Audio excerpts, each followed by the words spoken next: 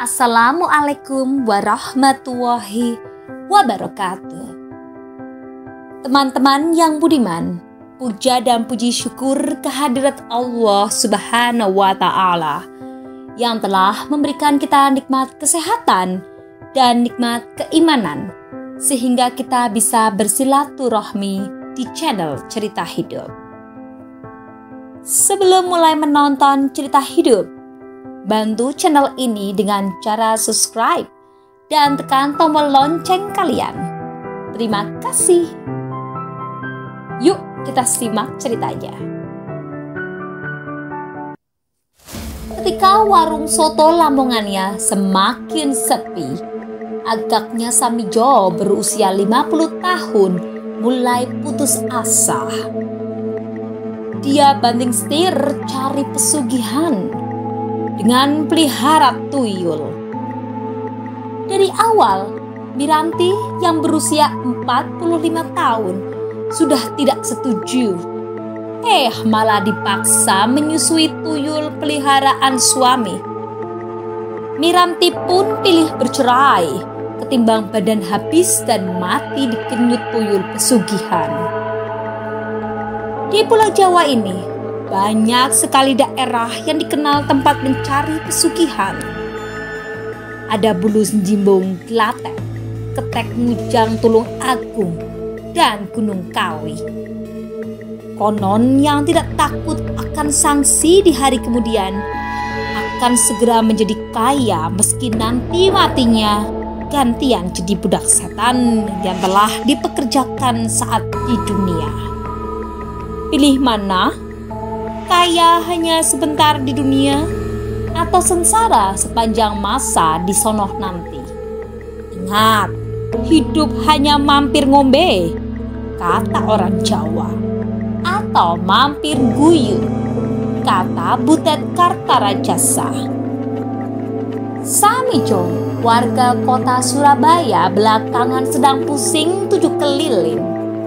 Soalnya usaha warung soto Lamongannya berangsur sepi gara-gara banyak saingan. Hidupnya pun jadi sungsang sumbel dan benar tepat di bawah garis kemiskinan. Tiap hari banyak melamun sehingga setan pun datang memberi solusi lewat sosok seseorang.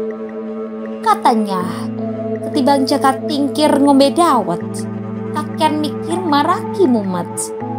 Mending cari kekayaan sistem jalan pintas saja. Apa itu? Cari pesugihan dengan pelihara tuyul. Ternyata Samijo tertarik juga meski resikonya cukup berat, di mana bisa mengorbankan nyawa anggota keluarga. Soalnya dia putus asa, cari usaha apa saja menemui jalan buntu. Kredit bank selalu ditolak karena agunan tidak cukup. Pinjam saudara juga sama-sama repot semenjak pandemi corona. Entah tuyul dari mana yang diincar Samijo.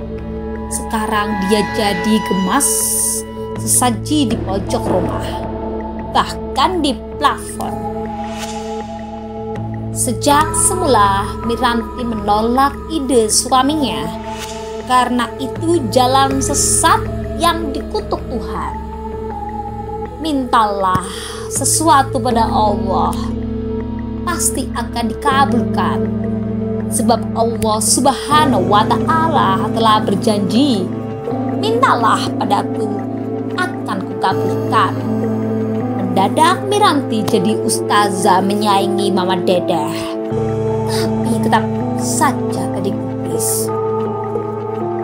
Untuk menyambut usaha suaminya, sesajian telur ayam yang katanya untuk setan diam-diam diambil dan digoreng.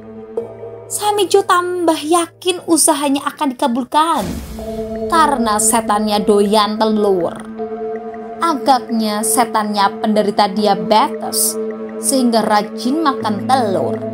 Sebab kata seorang ahli, telur itu tak berkadar gula Sehingga asal disiplin selama 5 bulan makan telur saja, seharian pagi siang malam 6 butir sekali makan, insya Allah kadar gulanya jadi normal, luka bisa sembuh, dan si adik kecil bisa bangkit lagi. Sebulan lebih Samijo main saji-sajian. Meski telur-telur itu tanpa sepengetahuannya hanya masuk penggorengan istri. Setelah itu, Samijo membisiki bahwa tuyulnya akan datang. Pakai apa? Diantar gosen. Kata Samijo, itu bukan urusan kita. Yang penting istrinya siap menyusui tuyul itu. Sebab jika tak menyusui istri tuan rumah, si tuyul malas mencari uang. Karena badan jadi lemes, kekurangan kalori dan karbohidrat. Ogah, enak saja disuruh menyusui tuyul, kata istri menentang dengan keras. Sebab kata orang dan cerita misteri, didoyaning lelembut. Wanita yang tiap hari menyusui setan lama-lama bisa mati kurus kering. Sebab tuyul itu tak mau dikompongi atau ditipu pakai susu formula, apalagi formula E. Gue maunya susu murni, bukan formula E di Ancol, kata tuyul. Meski suami memaksa, Miranti tetap menolak. Mending bercerai ketimbang harus menyusui tuyul dan nanti matinya diperbudak setan.